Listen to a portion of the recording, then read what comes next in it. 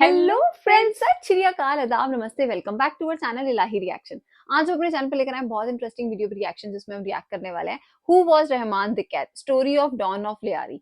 तो I think आज की जो वीडियो है वो धुरंधर मूवी से रिलेटेड है क्योंकि उसमें अक्षय खन्ना का जो वो एक आइकॉनिक उनका स्टाइल है वो उसके अंदर उन्होंने दिखाया हुआ है।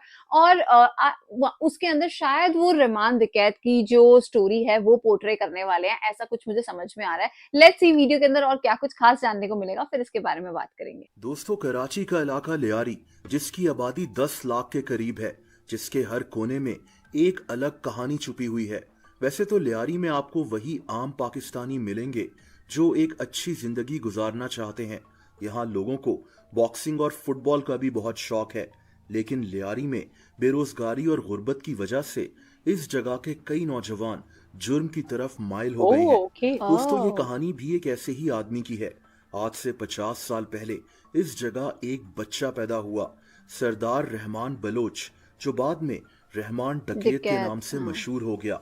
रहमान डकैत के वालिदैन का नाम अब्बू मोहम्मद और खदीजा बीबी था। रहमान का बाप ड्रग्स स्मगलिंग का धंधा करता था अरे और यूं बाप रे। रहमान का जहन भी बचपन से ही जुर्म की तरफ रागिब हो गया। दोस्तों, कहते हैं कि रहमान ने अपना पहला जुर्म 13 साल की उम्र में किया, क्या? जब इसका अपने पड़ोसी बाबा से रे। झगड़ा हो गया। एक मामूली सा झगड़ा, लेकिन रहमान ने इस आदमी पर चाकू के वार कर दिए। ओको। रहमान डकैत ऐसे ही जराइम करते हुए बड़ा हो रहा था और दोस्तों, इसी दौरान लियारी के एक डॉन की नजर रहमान डकैत पर पड़ गई। इस डॉन का नाम हाजी लालू था। असल में उन दिनों लियारी में दो डॉन्स बहुत मशहूर थे, दाद मोहम्मद और हाजी लालू। अच्छा, ये लियारी आई दोनों थिंक उस ड्रग जगह का स्मगलिंग नाम और भत्ताखोरी है। वगैरह करते एरिया। थे। इन दोनों ने लियारी में अपने अपने इलाके बांटे हुए थे। हाजी लालू ने जब रहमान डकैत को देखा तो इसको लगा कि ये लड़का इसके गैंग के लिए बहुत काम आ सकता है, और अच्छा। तभी इसने रहमान डकैत को अपने गैंग में शामिल कर लिया। दोस्तों, ये गैंग अब लोगों को अगवा कर कर उनसे तवान भी मांगता था। रहमान डकैत इस गैंग का एक अहम मेंबर बन गया था, लेकिन फिर हाजी लालू और रहमान डकैत के दरमियान मामलात खराब हो गए। हुआ ये कि 1990s में इस गैंग ने एक अमीर बिजनेसमैन को अगवा कर लिया और इससे भारी तावान मांगा। लेकिन तभी हाजी लालू को शक हुआ कि रहमान डकैत लोगों को अगवा कर कर तावान की रकम में कुछ घपला करता है, यानी तावान की रकम में अपना हिस्सा रख लेता है और ओ। हाजी लालू को नहीं बताता। बहरहाल, वक्त के साथ साथ रहमान डकैत बहुत ताकतवर हो गया था। इसने अपना एक अलहदा गैंग बना लिया था। लियारी में इसका बहुत असर रसूख था। दोस्तों, दूसरी तरफ हाजी लालू के मरने के बाद इसका बेटा अरशद पप्पू हाजी लालू गैंग का चीफ बन कैसा गया। नाम है, अरशद अरशद पप्पू को पप्पू। लगता था कि रहमान डकैत ने इसके बाप को धोखा दिया है, इसीलिए अब अरशद पप्पू और रहमान डकैत के गैंग्स में लड़ाई शुरू हो गई। अर्ली 2000s में इन दोनों गैंग्स की गैंग वॉर शुरू हो गई थी। लियारी के हालात बहुत खराब हो गए थे। 1000 से ज्यादा लोग इस गैंग वॉर में मारे गए थे। दोस्तों, इसी दौरान एक और किरदार भी इस कहानी में शामिल होता है। इसका नाम उजैर बलोच था। हुआ ये कि 2003 में अरशद पप्पू ने उजैर बलोच के वालिद फैज बलोच को अगवा कर लिया था। फैज बलोच एक लोकल ट्रांसपोर्टर था। अरशद पप्पू ने इसको अगवा कर कर इस बुरी तरह से मार दिया कि लियारी कांप उठा। इसने फैज बलोच की लाश के टुकड़े कर कर ओ इसको गॉड। गधा गाड़ी पर पूरी लियारी में घुमाया और बाद में इन टुकड़ों को आग लगाकर गटर में फेंक दिया। उजैर बलोच अब अपने इनके तो बाप सीने की में दिल मौत ही का नहीं होता। बदला लेना चाहता था और तभी इसने रहमान डकैत से राब्ता किया। अरशद पप्पू का दुश्मन उजैर बलोच रहमान डकैत के गैंग में भी शामिल हो गया। इसके पास बहुत पैसे थे और ये अब सिर्फ अपने बाप का बदला लेना चाहता था। दोस्तों, अगले 6 साल तक लियारी इसी गैंग वॉर का शिकार रहा। लियारी के हालात बहुत खराब हो गए थे। अरशद पप्पू और रहमान डकैत के गैंग्स आपस में लड़ते रहते थे। सियासतदान इन दोनों गैंग्स को अपने फायदे के लिए, वोट्स के लिए इस्तेमाल करते अच्छा, थे। रहमान डकैत ये भी उन बहुत दिनों काम होता है। पाकिस्तान पीपल्स पार्टी का भी हिस्सा बन गया। हम्म। लियारी से पाकिस्तान पीपल्स पार्टी ही जीती थी। 2008 में लियारी में एक पीपल्स अमन कमेटी भी बनाई गई थी। इसका मकसद ये था कि लियारी में अमन कायम किया हम्म। जाए। दोस्तों, इस अमन कमेटी का रहमान डकैत भी मेंबर बन गया था। आप सोच सकते हैं कि रहमान डकैत अब कितना ताकतवर हो गया होगा। पुलिस, हुकूमत, इससे किसी का खौफ नहीं था। ये खुद हुक्मरान बन चुका था। दोस्तों, रहमान डकैत ने अब सोचा कि अपनी इमेज को चेंज किया जाए। इसने ओह! अब गरीबों की मदद भी करना शुरू कर दी। लोगों के घरों में राशन डलवाना हो, किसी की शादी करवानी हो या फिर किसी की दुश्मनी खत्म करवानी हो, लियारी के लोग रहमान डकैत के पास ही जाते थे। लेकिन इसके साथ साथ रहमान डकैत अभी भी अरशद पप्पू का जानी दुश्मन था। उजैर बलोच भी अरशद पप्पू से अपने बाप का बदला लेना चाहता था और इसीलिए इन दोनों गैंग्स में गैंग वॉर जारी रही। तो किसी दिन मरवा दिया होगा अरशद पप्पू ने।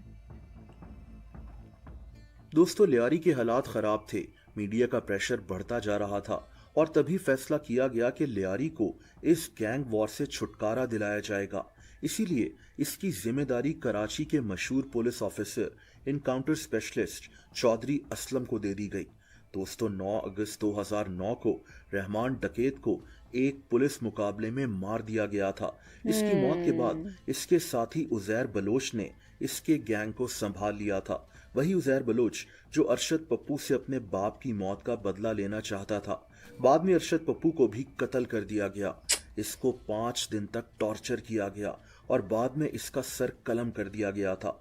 उजैर बलोच को भी गिरफ्तार कर लिया गया था और ये आज भी जेल में मौजूद है। अच्छा। ओके, अभी भी जिंदा है। दोस्तों, रहमान डकैत और कई दूसरे गैंगस्टर्स को पॉलिटिकल पार्टीज अपने फायदे के लिए इस्तेमाल करती हैं वो तो और जब इनका ऑब्वियसली। फायदा खत्म हो जाता है तो इन गैंगस्टर्स को भी खत्म कर दिया जाता है। लियारी में भी यही हुआ था। रहमान डकैत को वोट बैंक के लिए इस्तेमाल किया गया।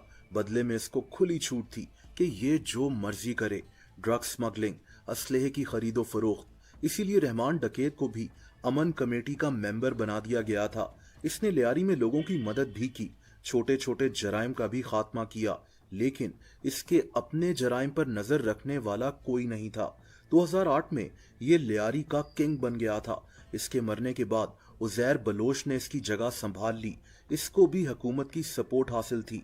2012 के बाद उजैर बलोच को भी पुलिस ने अरेस्ट कर लिया था। उजैर बलोच खुद पीपल्स पार्टी का भी दुश्मन बन गया था और तभी 2012-2013 में लियारी में ऑपरेशन कर इन गैंग्स का भी खात्मा किया गया था। 2017 में लियारी के एक और मशहूर गैंगस्टर बाबा लाडला को भी शूट आउट में मार दिया गया था। लेकिन इन गैंगस्टर्स को सपोर्ट करने वाले ताकतवर लोगों का एहतसाब कौन करेगा, ये सवाल मैं आप पर छोड़ता हूँ। जब सपोर्ट ही करना था तो फिर पूरी तरीके से करते। आज की वीडियो ने तो हमें बहुत ज़्यादा डरा दिया। मतलब मैंने ऐसी कुछ स्टोरी ना हमने एक ड्रामा देखा था दुनियापुर, वहाँ देखो ये एक-दूसरे से दुश्मनी और वहाँ पे उनके राज चल रहे हैं। काइंड ऑफ वैसा ही उन्होंने दिखाया कि मतलब यहाँ पे जो रहमान डकैत है, वो कैसे छोटी एज से ही ये सब करना शुरू हो गए थे और उसके बाद कैसे उन्होंने गैंग्स जॉइन कर ली थी। मतलब वो सब चीज़ें सुन के ना काफ़ी ज़्यादा डर लग रहा था कि लियारी के लोग आपस में वहाँ कैसे रह रहे होंगे, पता नहीं मतलब वहाँ का क्या ही माहौल होगा। बहुत ही डिफरेंट थी आज की वीडियो मेरे लिए। रहमान डकैत के बारे में इन्होंने जो कुछ भी इस वीडियो में बताया वो काफी शॉकिंग था। मतलब 13 साल की उम्र से उसने क्राइम करना शुरू किया। आई थिंक जिस उम्र में हाथों में किताबें होनी चाहिए थी उस उम्र में हाथ में हथियार आ गए। तो आप सोचिए ऐसा दिमाग कितनी ज्यादा जो है खतरनाक चीजें सोच सकता है। और उसके बाद आई थिंक उसे गाइडेंस भी अच्छी नहीं मिली। उसका साथ ही ऐसा होता चला गया कि और नेगेटिविटी और क्राइम करने की वो जो ताकत थी उसे मिलती रही। और फिर साथ में पॉलिटिकल पार्टी उसका पूरा सपोर्ट मिल गया, क्योंकि आई थिंक ऐसे लोगों की बहुत जरूरत होती है पॉलिटिकल पार्टीज को। तो ये सब चीजें तो आई थिंक बड़ी नॉर्मल चल रही थी। लेकिन जिस तरीके से वो क्राइम की दुनिया में उतरा और जो जो तहलका उसने मचाया, कुछ अच्छे भी काम किए, पर आई थिंक वो अच्छे काम किसी काम के नहीं रहते जब आप साथ में क्राइम भी करते रहो। क्राइम तो क्राइम है, चाहे आप भला करके करो, चाहे आप कहीं पे और जाके सजदा करके आओ और उसके बाद क्राइम करो, तो वो हमेशा क्राइम ही रहेगा। हमें आज की वीडियो काफी ज्यादा इंटरेस्टिंग लगी। उम्मीद करते हैं आप सबने भी इंजॉय की होगी। इस वीडियो के बारे में आपका क्या सजेशन, आप हमें कमेंट सेक्शन में जरूर बताइएगा और इस वीडियो को लाइक और शेयर करना मत भूलिएगा। और हम मिलेंगे एक नई वीडियो में, तब तक के लिए ओके बाय।